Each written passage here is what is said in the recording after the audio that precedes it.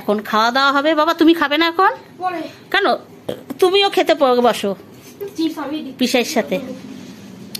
থালি সাজানোটা কেমন হয়েছে তোমরা অবশ্যই কমেন্ট করে জানিও। আমার মানে দাদার মেয়ে, একদম ছোট বাচ্চা মেয়ে, কত সুন্দরভাবে, এত সুন্দরভাবে সাজিয়েছে। ও আরেকটা মিসিং, ও আরেকটা জিনিস রান্না করেও খাইয়েছে, তেল পাতুরি। আর এখন একটা মিসিং বলে দাঁড়াও, চিপস দেওয়া হয়নি, তাই চিপস আনতে গেছে এখন আবার।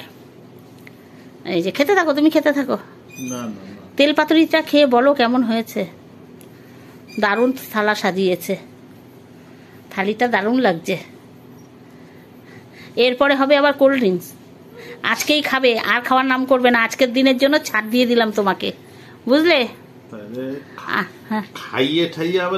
হ্যাঁ আমি না করেছিলাম, ও বলে না একদিন তো খাওয়া দাওয়া যাবে। ওই যে চিপস চলে আসলো, নিয়ে আসলো আমার দাদার ছেলে, বাবা দুজনে মিলে আতিথেয়তা করছে, একদম জামাইকে খাওয়া দাওয়া। তাহলে দেখো,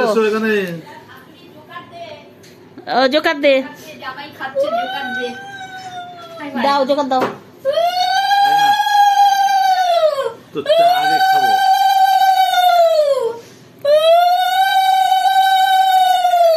দেখি কত সুন্দর। সাথী কি জ্বলবে রে সাথী।